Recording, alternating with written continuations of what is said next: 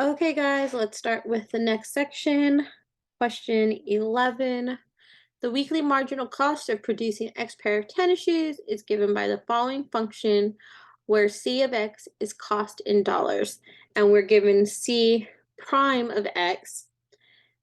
Then if the fixed costs are $2,000 per week, find the cost function. Okay, so we need to perform the integral of C prime of X, which is going to be equal to the integral of 17 plus 500 over x plus 1. And we know our fixed cost is equal to $2,000. And we're asked also what is the average cost per pair of shoes if 1,000 pair of shoes are produced each week. So when x is 1,000, what is the average cost? Okay. That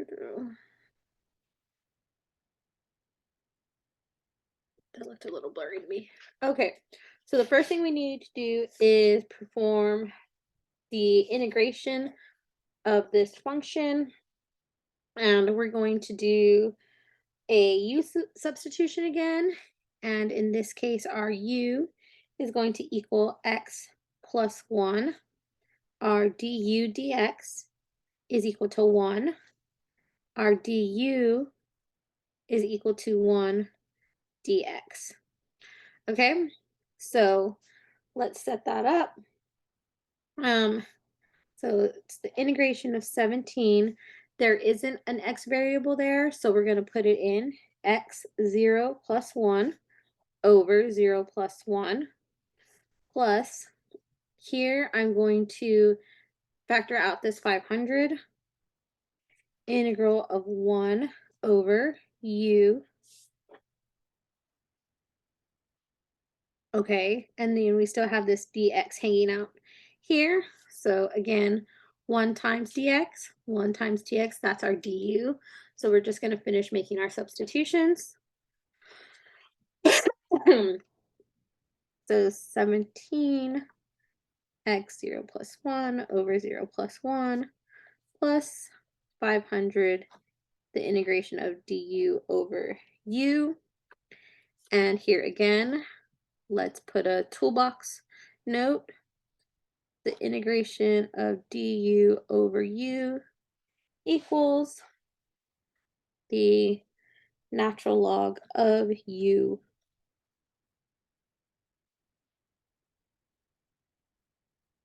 Okay, so now let's finish our work over here. The integration here is simplified. This is going to be 17x plus 500 natural log of the absolute value of x plus c. So I feel like I'm just going to start putting the k for our constant because everything's a cost function. Just start putting in k. All right. So this is our cost function. And we know that our fixed costs are $2,000, right? So at C of evaluated at 0, it equals 2,000.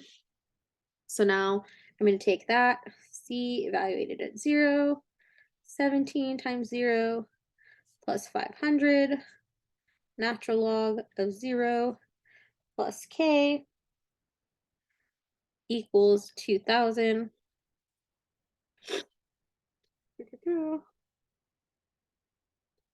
Okay, this term is going to go to 0. This term is going to go to 0. So K equals 2,000. Okay. And so we're going to rewrite our cost function. C of x equals 17x plus 500 natural log of,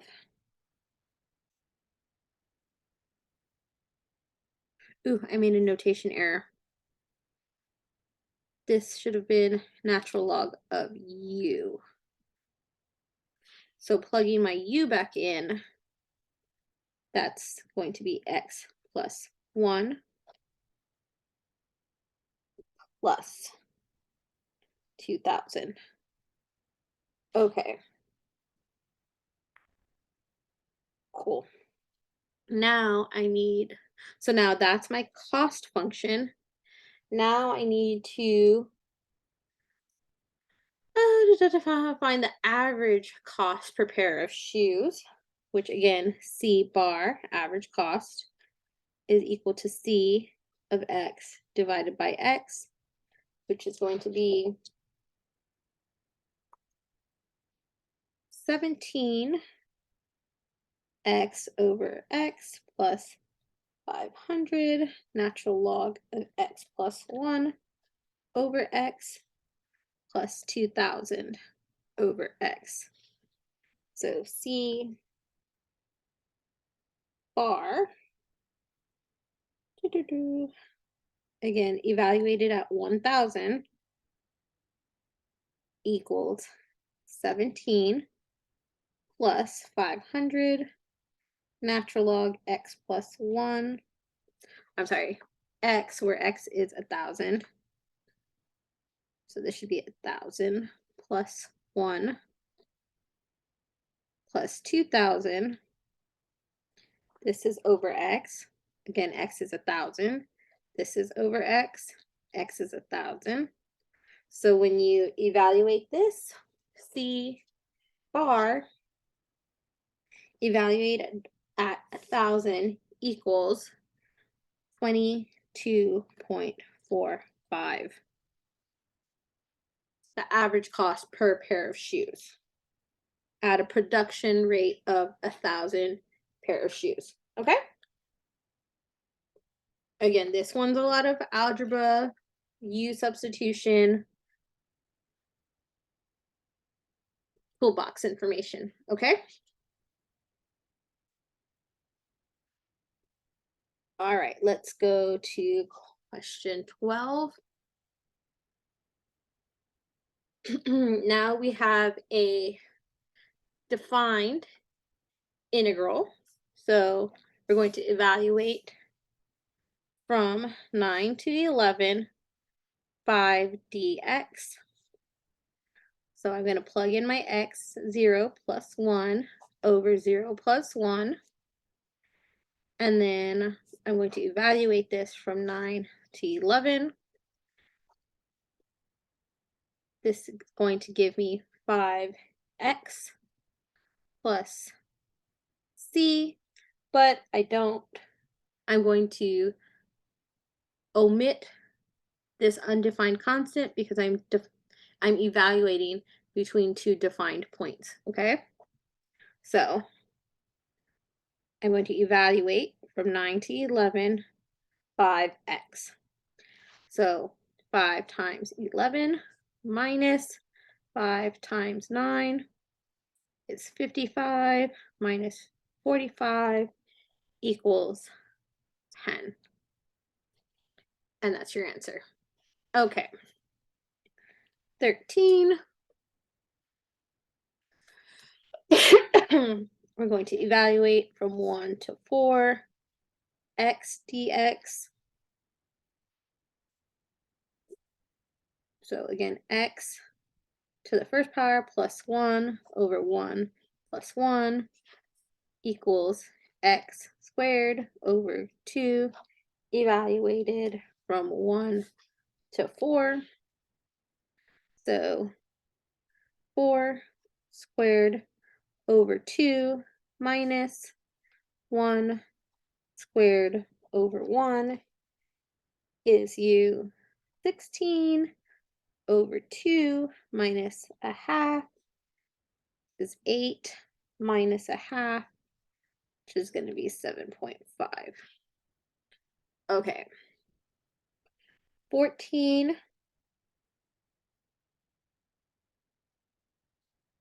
We're evaluating from 3 to 5, 7x dx. So from 3 to 5, 7x, 1 plus 1 over 1 plus 1. It's going to give us 7x squared over 2. Now we evaluate at these 2 points. So 7 times 5 squared over 2 minus 7 times 3 squared over 2 equals 87.5 minus 31.5 equals 56. Oh, a little bit out of screen. Okay, there you go. So you can see the rest of our work. All right, and that's all for 14. Moving on. So yeah, I would go through the test and maybe for this unit find some of these simpler integration problems and knock these out pretty quickly, and then leave all of the long word problems for last. Okay, guys? Test strategies. The integration from 1 to 4, 7x cubed dx, oh, I'm sorry, squared, 7x squared equals 7x squared plus 1 over 2 plus 1 equals 7x cubed over 3.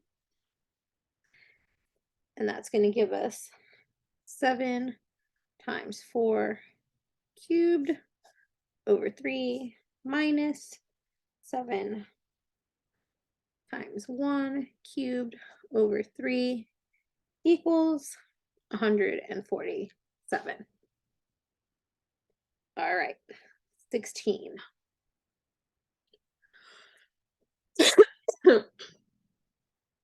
Okay, a company manufactures mountain bikes.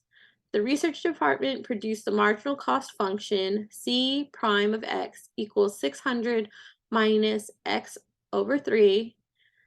They gave you a domain where C prime of x is in dollars and x is the number of bikes produced per month. Compute the increase in cost going from a production level of 450 bikes per month to 600 bikes per month. Set up a definite integral and evaluate it. So we want to perform the integration of C prime of x from 450 to 600. And that's going to look like this. 600 minus x over 3. So that's going to be 450 to 600. 600, I'm going to plug in my x variable 0 plus 1 over 0 plus 1 minus x 1 plus 1 over 3 times 1 plus 1. Okay, so I'm going to simplify this. 450, 600. This is going to give me 600x minus x squared over 6. Okay, so you're going to have, first, you need to evaluate both of these terms at 600, then subtract both of these terms evaluated at 450. So 600 times 600 minus 600 squared divided by 6, then subtract 600 times 450 minus 450 squared over 6.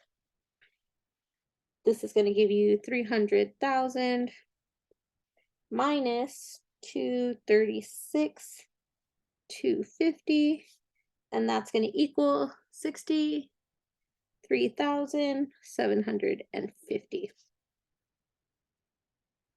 That's your increase in cost when you go from producing, when you increase production from 450 bikes per month to 600 bikes per month.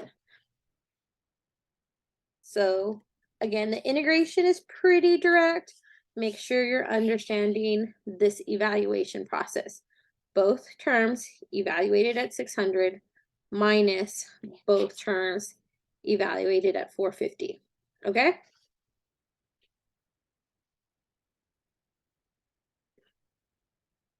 Next problem.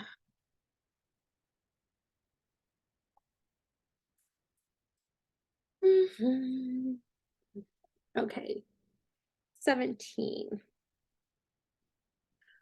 The total cost in dollars of manufacturing X auto body frames is C, the cost function, 60,000 plus 400 X. Find the average cost per unit if 500 frames are produced.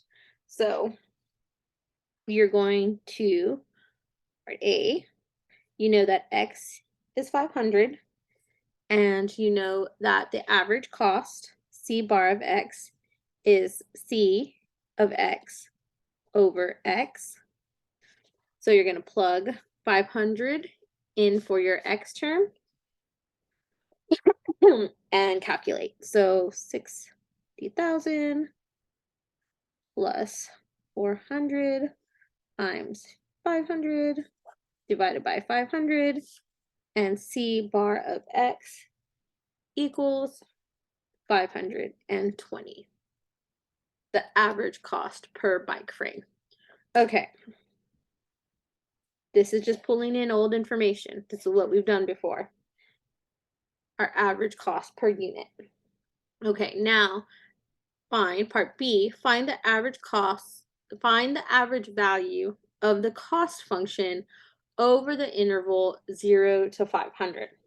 So our average value of the cost function. This is toolbox. You're going to use the formula 1 over b minus a integral from a to b of your function f of x dx. So we're going to plug in our information.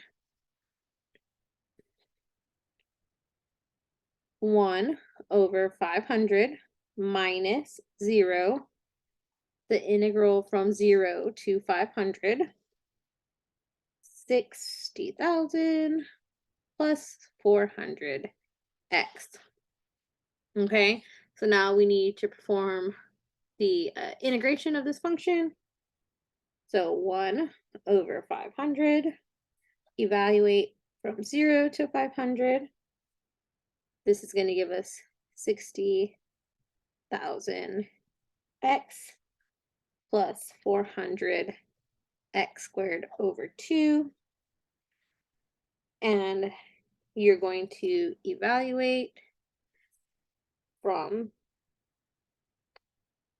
we can simplify a little bit here still. So 1 over 500, 0 to 500, 60,000. This is 1,000 x plus 200 x squared. So again, we're going to evaluate at the upper limit and then subtract the lower limit.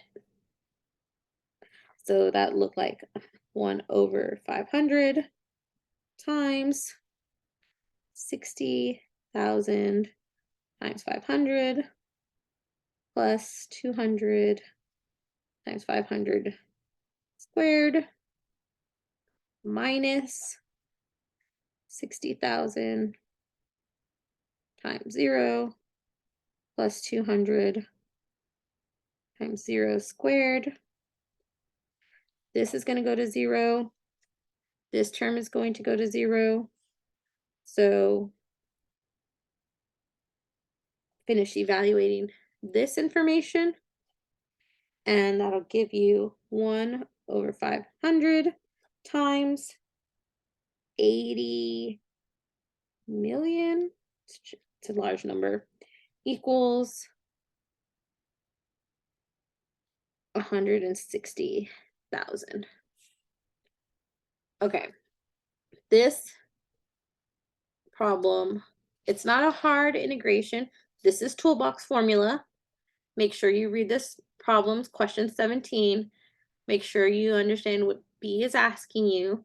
This is the formula you need to use for the average value of the cost function over the interval. Okay, and then here, be sure that you can evaluate this and then calculate appropriately. Okay, this is your toolbox information for this problem. Put it in your notes. Okay, and then part C is just interpreting the information we've already calculated. So $520 is the average cost per unit at a production of 500 units. $160,000 is the average value of the total cost of production as production increases from 0 to 500 units. Okay, so again, make sure you are reading through this problem thoroughly and you're understanding what it's asking for and you understand how to interpret the two results that we're calculating, okay?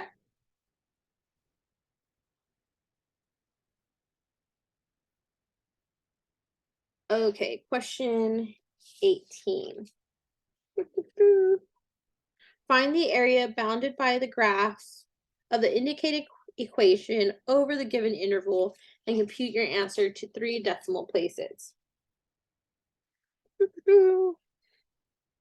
Okay, so 18. Your first function is y equals negative 4x minus 5. And your second function is y equals 0. And you are evaluating over the domain of negative 1 less than or equal to x less than or equal to 2. Okay, so we're integrating from negative 1 to 2 for the function negative 4x minus 5. Okay, so I want us to first graph this equation so we can know where it falls within our x and y axis, okay? So that's the first thing we're gonna do.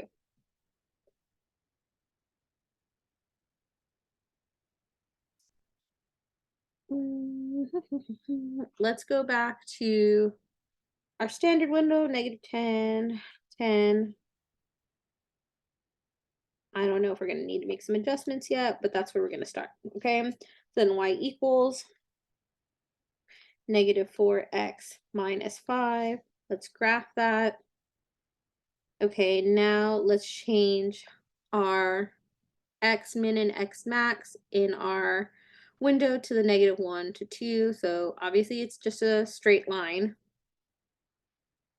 Negative 1 to 2. Graph again. Okay. I need to see more of the y-axis.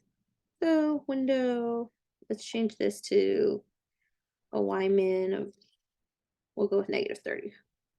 Hopefully that's enough. Okay, so all of this function over this given domain, it's underneath or it's below the x-axis. So if we were to calculate this integration directly, this is going to give us a negative value, which is interpreting that in physical terms means we have a negative area, which does not exist.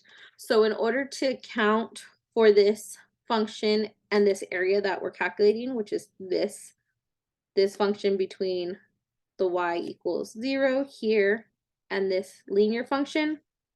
So we're looking for this space in between.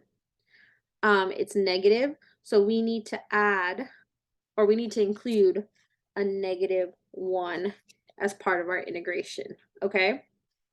And that's just going to account for this graphical like negative space. Okay, so we're going to integrate from negative 1 to 2 keep this -1 out in front, negative 4x, 1 plus 1 over 1 plus 1 minus 5x, 0 plus 1 over 0 plus 1. We're going to simplify, -1, -1 to 2. This is going to be negative 4x squared over 2 minus 5x. Let's simplify a little bit more.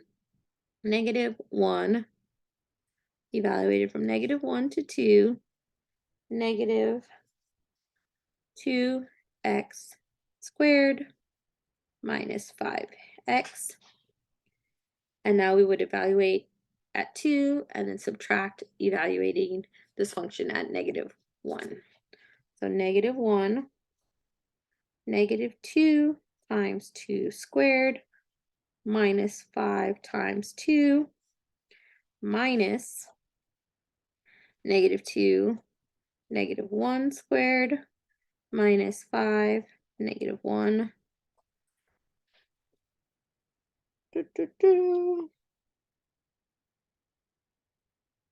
Okay, so here this is going to be -1 times -18 minus 3, which is going to give us a -1 times -21, which equals 21. Okay, so lots of algebra going on here. Make sure you take your time doing this problem. Okay.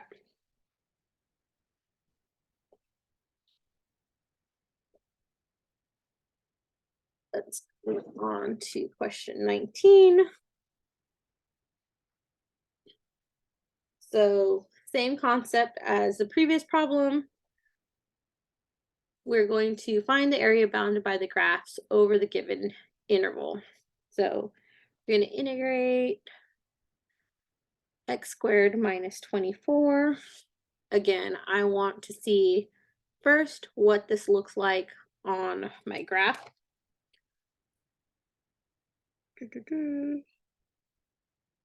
So x squared minus 24. And we know our domain is from -3 to 0. So again, this is below the x-axis. So we need to account for the negative space by including -1 there. And they're telling us our integration interval. So we're going to integrate from -3 to 0. Okay. So -1, -3 to 0, x squared plus 1 over 2 plus 1 minus 24, x 0 plus 1 over 0 plus 1. We're going to simplify the -1 over x cubed over 3 minus 24x evaluated from -3 to 0. I didn't really need the parentheses. I don't know why I wrote the parentheses, but it's fine.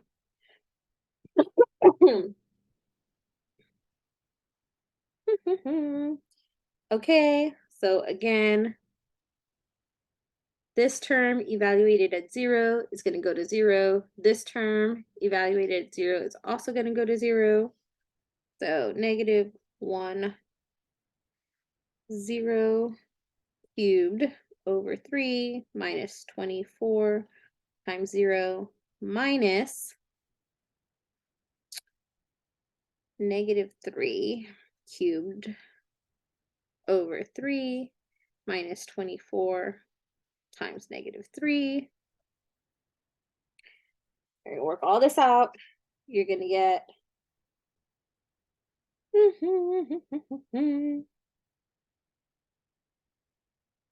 It's -1.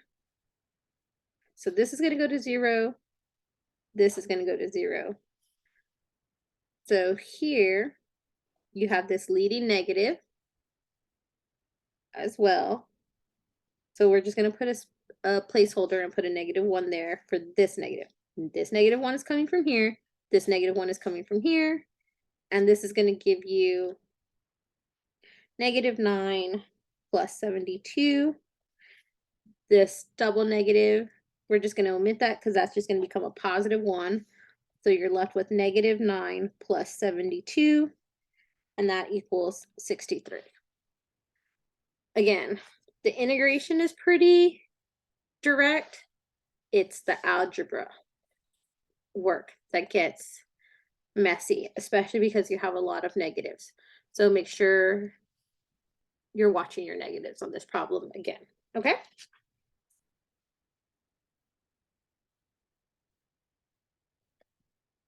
Okay, question 20. This is a graph interpretation. See if I can move this around and make this bigger a little bit. Okay. So we are being asked for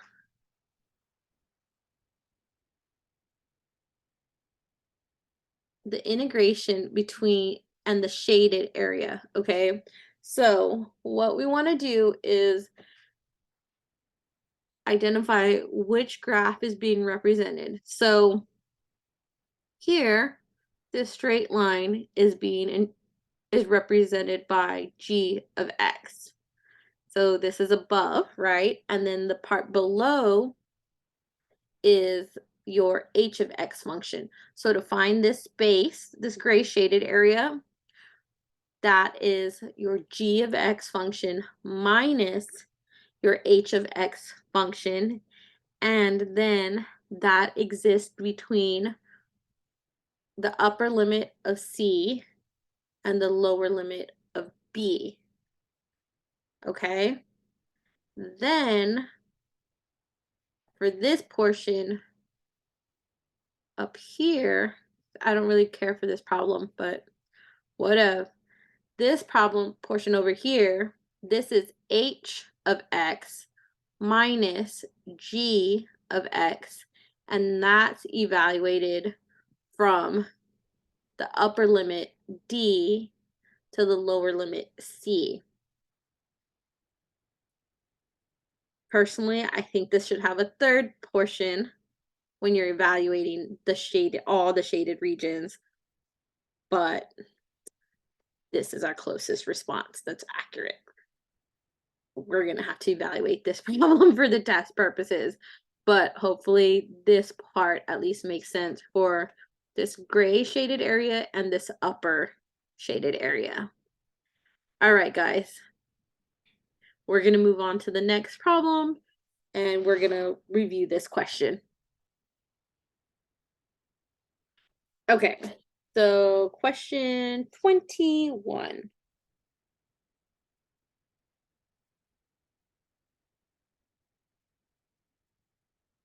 All right, find the area bounded by the graphs of the indicated equation over the given interval, and then compute your answer to 3 decimal places. So again, we want to find the integral of 2x squared minus 9x, and we're going to evaluate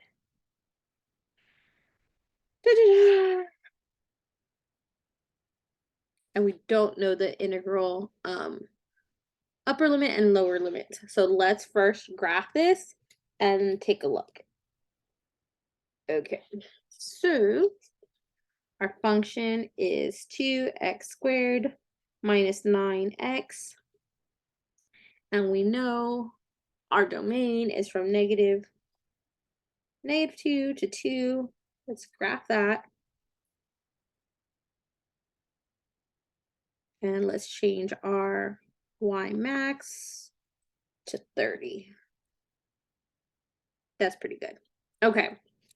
So from -2 to 0.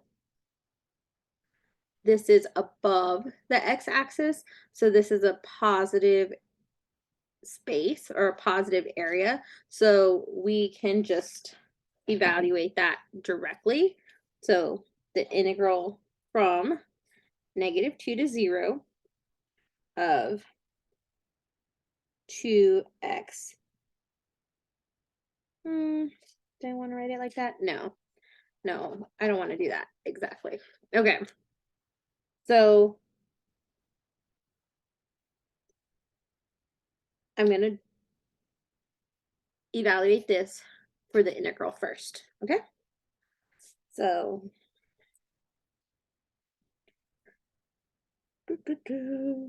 this is going to give me 2x squared plus 1 over 2 plus 1 plus, no, not plus, minus 9x 1 plus 1 over 1 plus 1. We know we're going to have defined intervals, so I don't need to include the undefined constant. Okay, so let's simplify this for now. 2x cubed over 3 minus 9x squared over 2. Okay, so now that I have this integral calculated, now I'm going to set up my integration limits. So for the first part, it's going to be evaluated from -2 to 0, because this is a positive area. So from -2 to 0, 2x cubed over 3 minus 9x squared over 2 plus, now I'm going to evaluate my second interval from 0 to 2, but this is below the x-axis, so I need to account for this negative area by including that -1 in front of my integral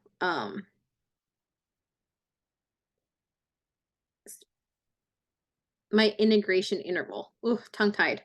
Okay, so I need to include the -1 here, and we're still evaluating the function 2x cubed over 3 minus 9x squared over 2.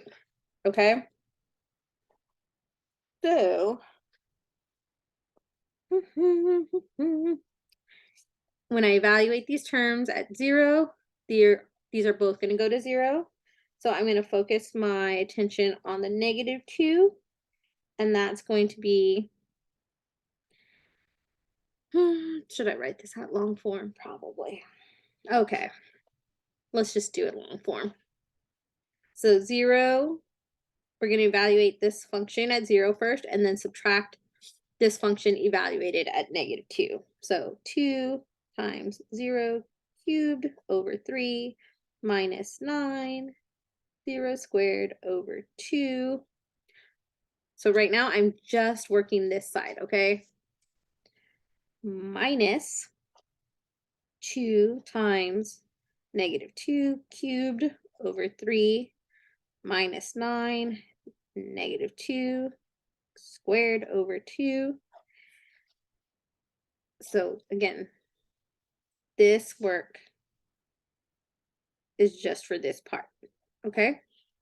So this term goes to 0, this term goes to 0, and then I have minus -16 over 3 minus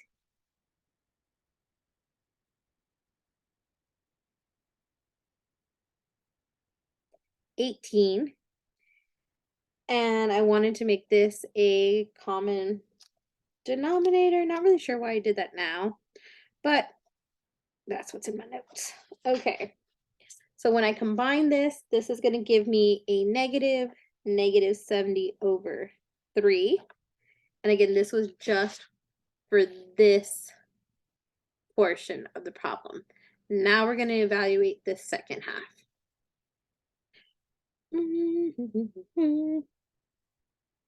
I'm going to do it on a second piece of paper. Okay.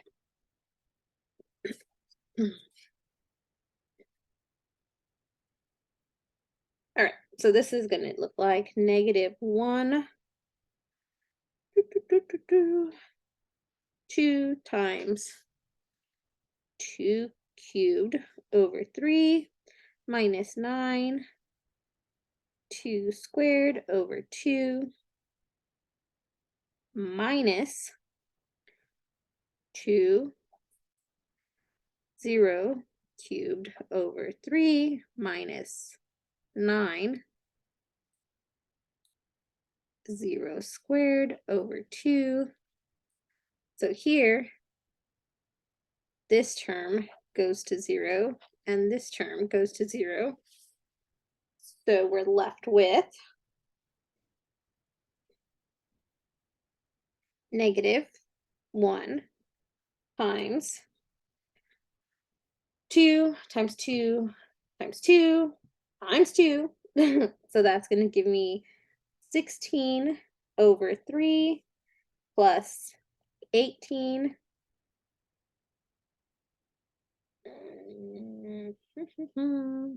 Why did I do that? So no, this is actually minus 18. 2 squared is 4. Divided by 2 leaves me with a factor of 2. And it's -9 times 2, so that should be -18. Okay.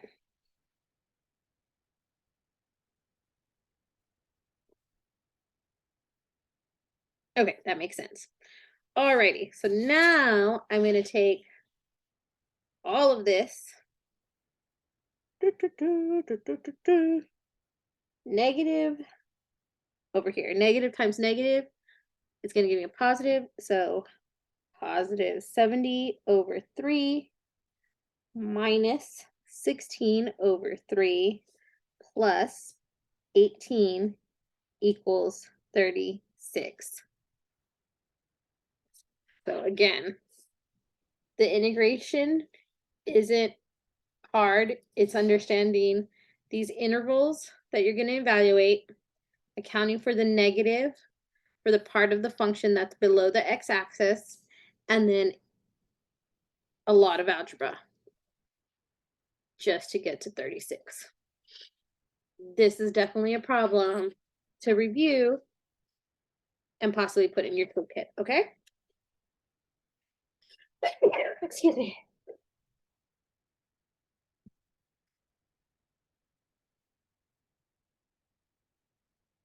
That one's a long one. And it's messy. Okay. Let's move on to 22. The rate of flow, f of t, of a continuous income stream is a linear function, increasing from 2,000 per year when t equals 0 to 6,000 per year when t equals 5. Find the total income produced in the first 5 years. So this one, we're going to have to dig deep and go back to a lot of previous skills. So they gave us 2 points. When t equals 0, their income was $2,000. And when t is 5, their income is 6,000. Okay, so we need to determine the linear function that represents their income stream. So first we're going to solve for our slope. This is going back x1, comma y1, x2, comma y2. So y2 minus y1 over x2 minus x1 equals 6,000 minus 2,000 divided by 5 minus 0. So our slope is 400, I'm sorry, 4,000 divided by 5, which is going to give us 800.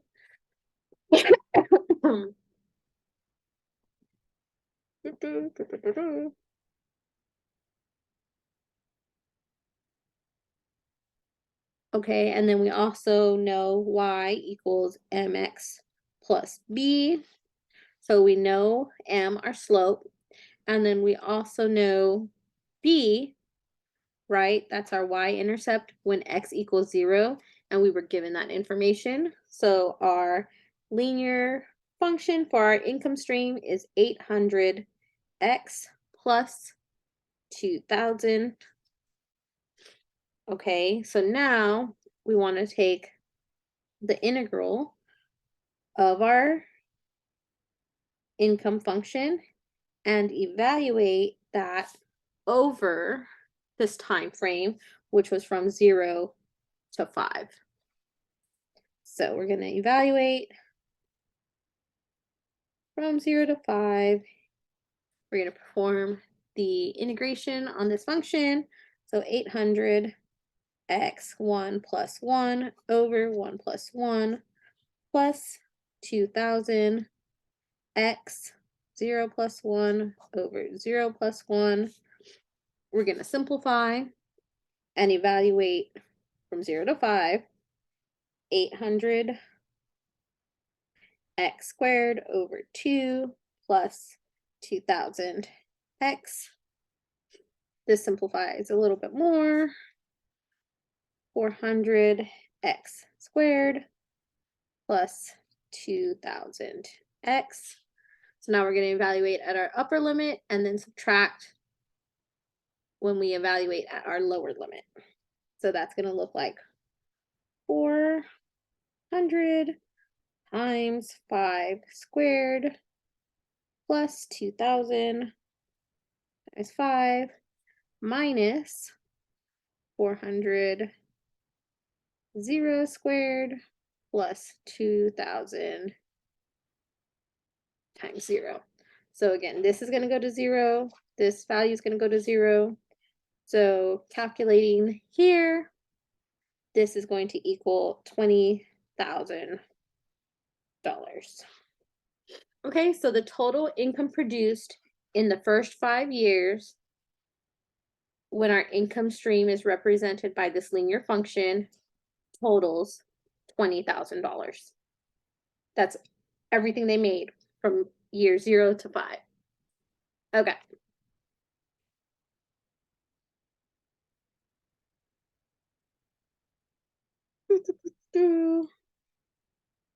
Question 23. All right, friends, this one's a little bit long. Okay, that sounded sad. Okay, 23. Find the consumer surplus and the producer surplus at the equilibrium price level for the given price demand and price supply equations. Then include a graph that identifies the consumer surplus and the producer surplus and round all values to the nearest integer. Okay, so we're given P equals D of X,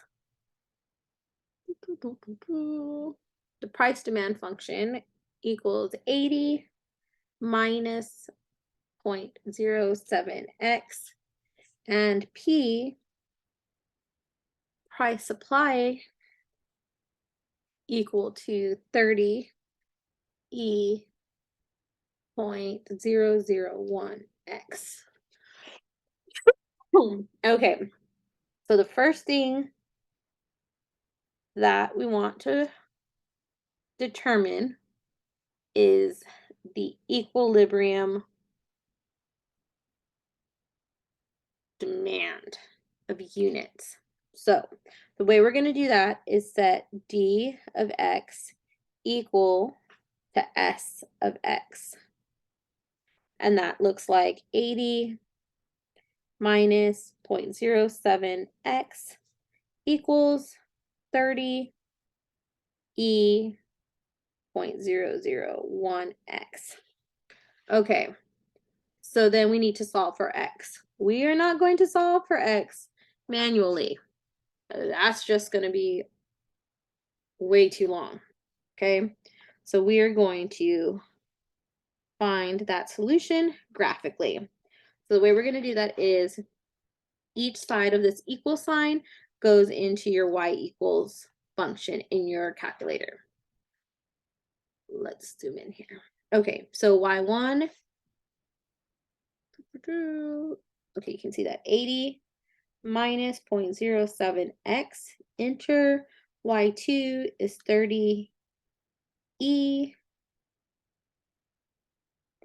raised to 0.001x. We're going to graph that. I need to change my window significantly. Let's go up to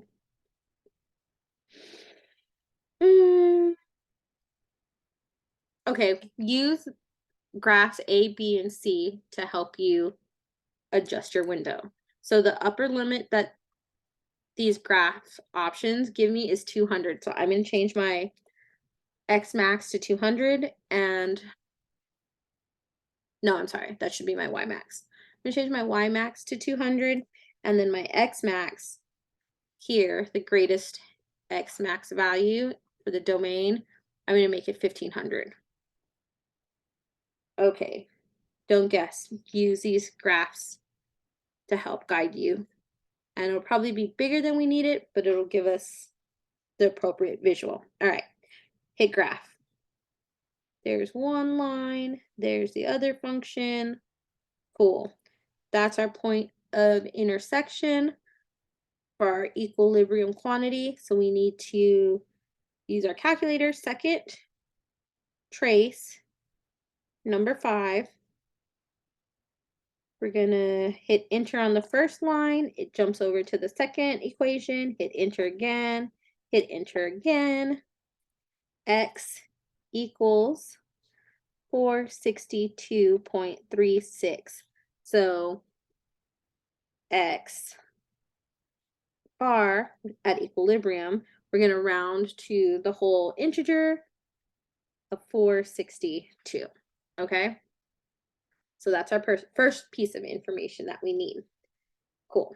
Then we need to, now that we have X at equilibrium, X bar, we need to find our price at the equilibrium point. So P, and we're just going to use the demand function. It really shouldn't matter if you evaluate the demand or the supply function. So D of X equals 80 minus, actually, let me rewrite this part. P at equilibrium equals D of 462, which is 80 minus 0.07462. And that's going to give us a price of 47.66. And again, we're rounding to the nearest integer. So P bar equals 48. Okay, so now we need to calculate the consumer surplus. So consumer surplus is equal to the integral from 0 to x bar of d of x minus p bar dx. So we know what d of x is, and now we also have p bar. So we're just going to substitute in all of this information, and then we also have x bar, the quantity at equilibrium, so we'll also use that for our upper limit. Okay, so that's going to look like the integral evaluated from 0 to 462, 80 minus 0.07x minus 48. We're going to simplify that. 0 to 462 of 32 minus 0.07x. Now we're going to evaluate this for the integral. So 462 to 0. This is going to give us 32x 0 plus 1 over 0 plus 1 minus 0.07x 1 plus 1 over 1 plus 1. Let's simplify. And that's going to give us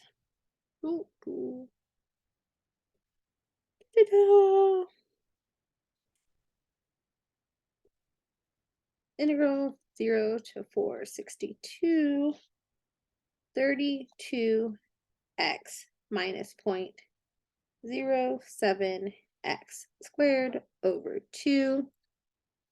When we evaluate at 0, this term is going to go to 0 and this term is going to go to 0. So we can simplify our work and just evaluate at the upper limit. So that's going to be 32 times 462 minus 0.07 462 squared over 2. Let's see, 32 462 minus 0.07 2 squared. And that's going to give us 7313.46. And again, we're rounding to the whole integer. So consumer surplus equals 7313. Okay. So now the next part is to calculate the producer surplus. Okay. So the producer surplus is from 0 to x bar, p bar minus s of x, which is going to give us 0 to 462, p bar, which is 48, minus 30 e 0001 x dx. I feel like I keep forgetting all my dx's. Okay. So far, so good. Okay, so now we need to perform the integration on this function and then evaluate. So this one gets messy because we're going to have to utilize our u substitution again, okay? So we're going to evaluate from 0 to 462, 48, so 48x, 0 plus 1 over 0 plus 1, minus 'm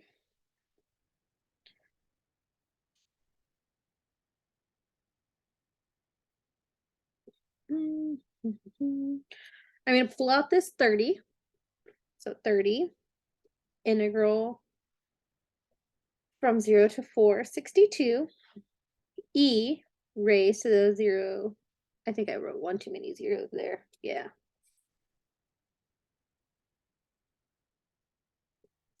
Point 0.001 x dx.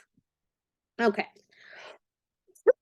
So here I'm going to need to use a u substitution. So my u is equal to 0.001 x. My du dx is equal to 0.001. So my du substitution is 0.001 dx. Okay. So how do I make this work for me? Again, I'm going to have to plug in some substitutions and create this value as part of my formula. Okay, here we're just going to simplify this and keep bringing it down. So 0, 462, this is just going to give me 48x minus 30 from 0 to 462. I'm going to write this as e raised to the u. Now I need to create my du substitution. So I'm going to take 0.001 over 0.001 dx, right? This is just adding 1. If I didn't change my function, I'm just making my u substitutions work for me.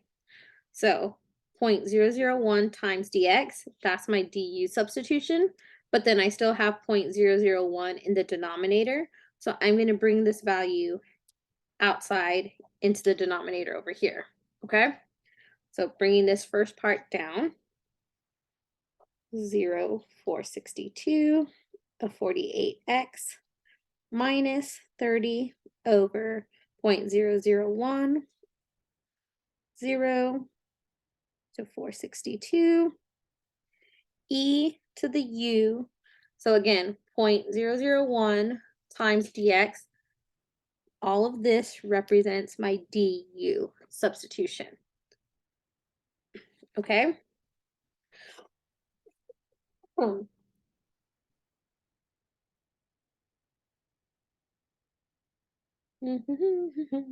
Okay, and so finally, my integration of e to the u du equals e to the u plus some constant if we had an indefinite integral, but because we have defined space, we don't need to include the constant, okay?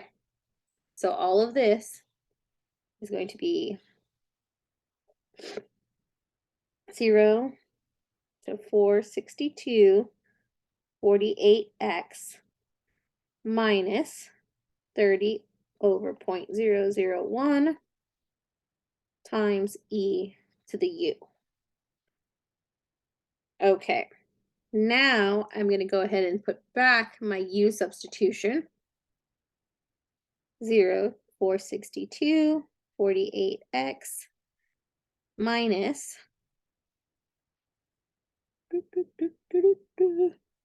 30 over 0.001 e to the 0.001 x. Okay, so now I can evaluate this at 462 and then subtract this evaluated at 0. Personally, I would do this in the calculator, okay? And I'm going to show you guys how to do that. So you're going to plug this in now to your y equals. So clear again. And our y1 is going to be 48x minus parentheses 30 divided by 0.001 second e raised to the 0.001 x graph. I don't particularly care what the graph looks like. Just let it keep working. Okay, so now I'm going to second calculate a value. My value is this upper limit. So 462. That's going to equal negative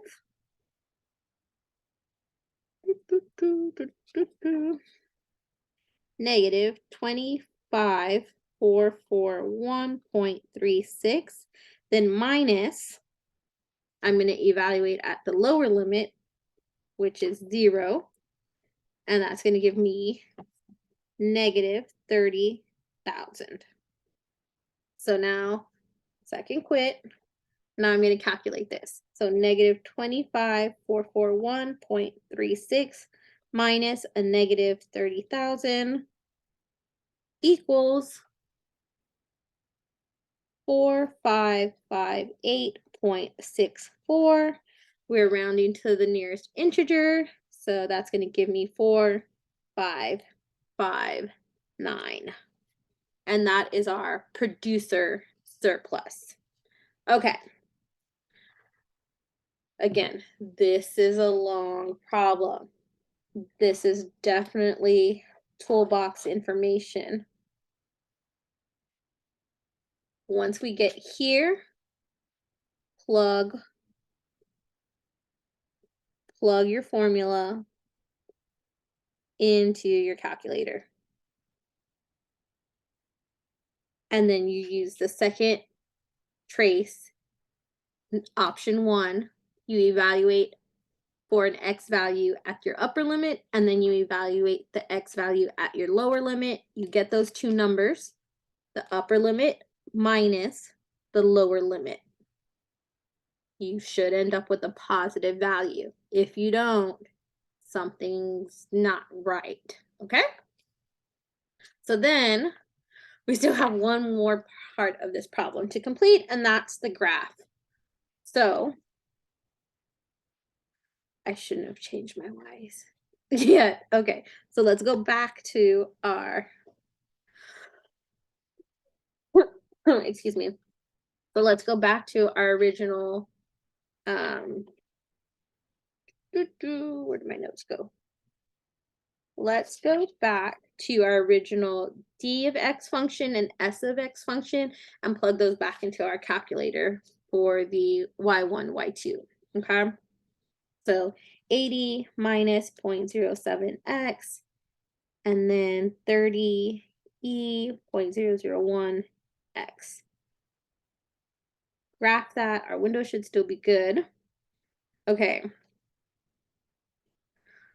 So I'm going to make one more equation because I want to know what this point of intersection is. So that means I need to make a y equals 0 graph as well. Here we set our x very, our y max very large, right? So what we're going to do first is find out what this upper value is here at that point of intersection. So I want to do second trace 1. My x value is obviously 0. Enter.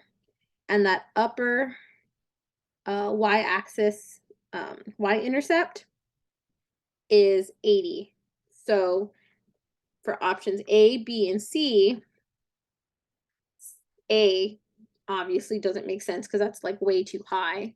And here, this looks about 10, 20, 30, 40, 50, 60, 70, 80.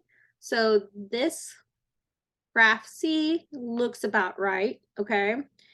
And so over here, we need to confirm what the x-intercept is. So I want to go second, trace, intersect. I'm going to move my cursor, and I want to make sure that I'm on this line. And the reason I want to make sure I'm on this line is because this is the line that's intersecting our x-axis. So I'm going to hit enter. Then it's asking me for the second curve. Well, I don't want it to evaluate the intersection with this second curve. I want it to evaluate the intersection with my y equals 0. So in order to toggle between those, you use your up and down keys, okay? So the second curve should be the y equals 0. You're going to hit enter. You'll hit enter again. And so this is telling you this x-intercept is occurring at 1,142. Okay, so we've already eliminated graph A. Now we know that our x-intercept is at about 1,100. And so graph B, the x-intercept is showing below 700. So we know that we can omit graph B as incorrect. So all we're left with is graph C. There's a lot of graphing techniques for this problem. So definitely make sure you go back and review this and you understand, one, you got to put back your d of x, s of x function, and then also y equals 0 function so that you can find that x-intercept point, which will help you work through the process of elimination to get rid of option A and option B and be left with option C. So now I just want to do one final visual check, and I'm going to change my domain and range in my graphing calculator to this upper limit y max of 100 and my x max of 1500.